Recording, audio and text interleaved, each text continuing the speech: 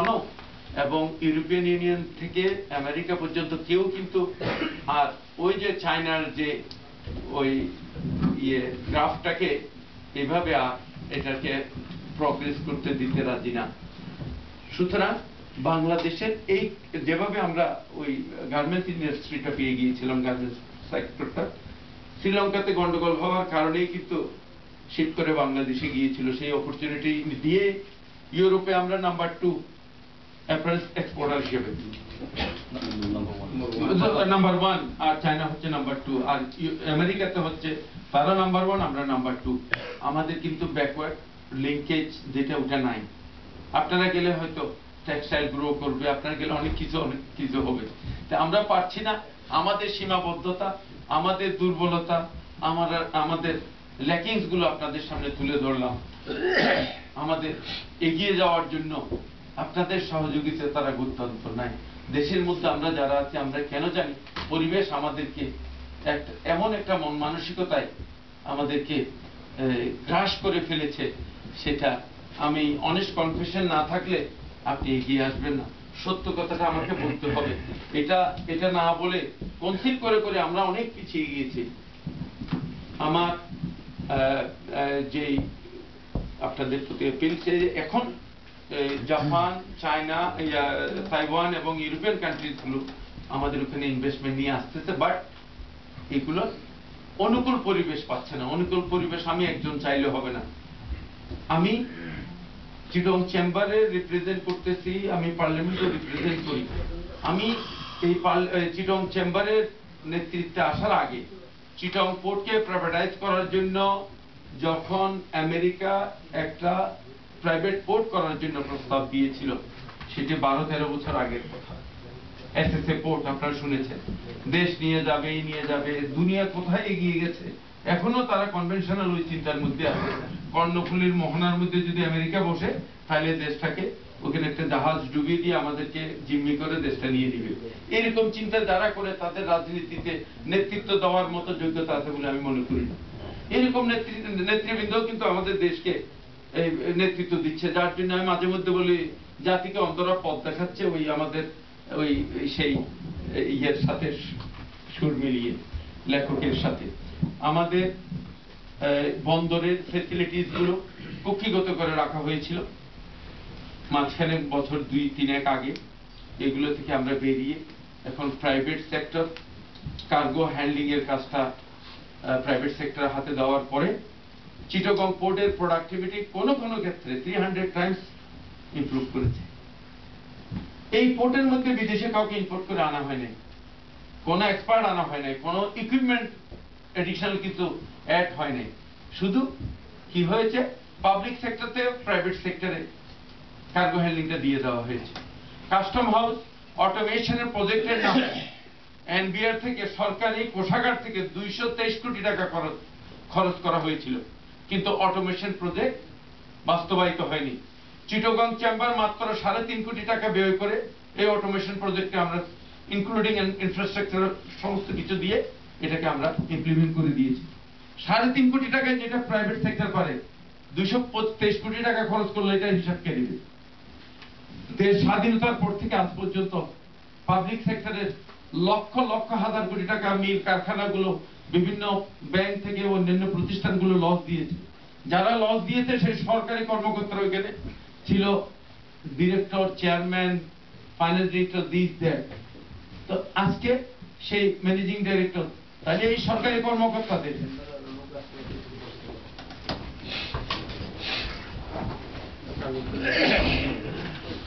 ঠিক আছে please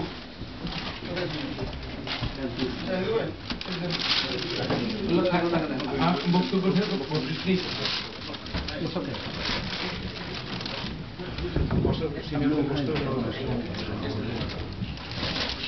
Vice President.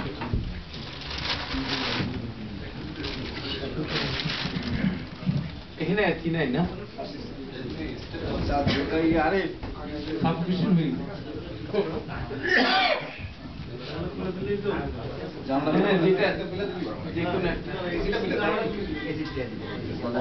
খবর নাও করতে পারে।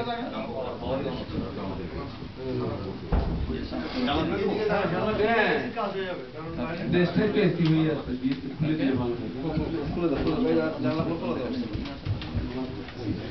আর কিছু বলে জানলার ব্যবস্থা করুন। হ্যাঁ, জানলাগুলো খুলে দিন।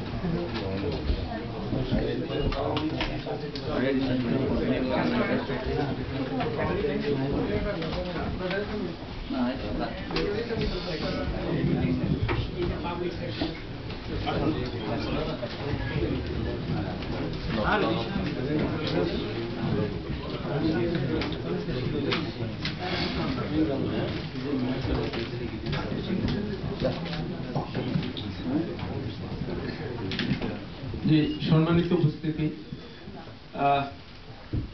আমি আপনাদের অনেক কথা বললাম, যেগুলো প্রাসঙ্গিক অপ্রাসঙ্গিক অনেক বিষয় আসলো। কারণ আমি যখন ব্যাংক থেকে একটি লোন নিয়ে একটা ইন্ডাস্ট্রি করি, সবসময় লাভ হবে ব্যবসায়ী, কেউ বলতে পারে না। লাভ লোকসান মিলেই ব্যবসা, যার জন্য এটাকে ধর্মীয়ভাবে এটাকে অ্যালাউ করা হয়েছে, ব্যবসা সুন্নাত।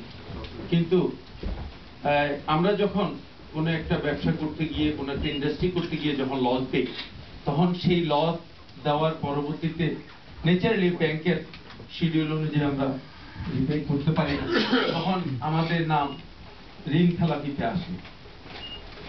লক্ষ লক্ষ হাজার কোটি টাকা textile corporation, jute corporation, TCB, এগুলো যে লস দিল, যারা লস দিলেন ওই সমস্ত কর্মকর্তাদের কিন্তু প্রমোশন হয়েছে। ডিএম থেকে ডিরেক্টর হয়েছেন, ডিরেক্টর থেকে চেয়ারম্যান হয়েছেন, চেয়ারম্যান থেকে joint secretary, addition secretary, secretary, ওনাদের উন্নতি। কিন্তু ওই টাকার হিসাব, জনগণের যে টাকা গচ্ছিত রাখা হয়েছে, সেই টাকার হিসাব না দিয়ে ওনাদেরকে পুরস্কৃত করা হয়েছে। আর আমাকে ঋণ খেলাপির খাতায় কিন্তু নাম লেখানো হয়েছে। ব্যবসায়ী 10 কোটি টাকার জন্য যদি ঋণ খেলাপির খাতায় নাম উঠে ফাঁসিতে ঝুলতে হয়, বাড়িঘর নিলাম হয়, ফ্যাক্টরি নিলাম হয়, হোয়াট অ্যাবাউট দোজ পিপল? তারা কি রাজ পরিবারের সদস্য নাকি আইনের ঊর্ধ্বে? ওই টাকার হিসাব কোথায়? ওগুলো তো জনগণের টাকা, লক্ষ লক্ষ হাজার কোটি, 1-2 হাজার কোটি, লক্ষ লক্ষ হাজার কোটি টাকা। তাইলে এই দেশটা, এর জন্য আমি প্রথমেই বললাম, দেশটা for the people, by the people, of the people না। সেটাকে করার জন্য যারা এইরকম উন্নত সমাজে বসবাস করেছেন, আপনারা ভালো।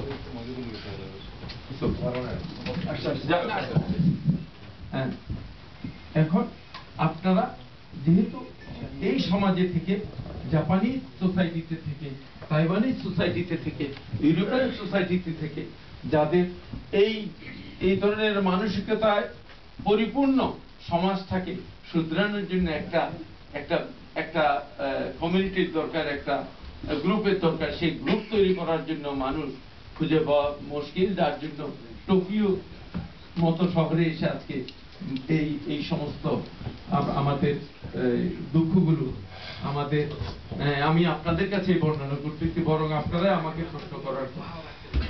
যাই হোক, ইলেকট্রিসিটি শর্টেজ, এটা কোনো শর্টেজ না। শর্টেজটা কেন হলো?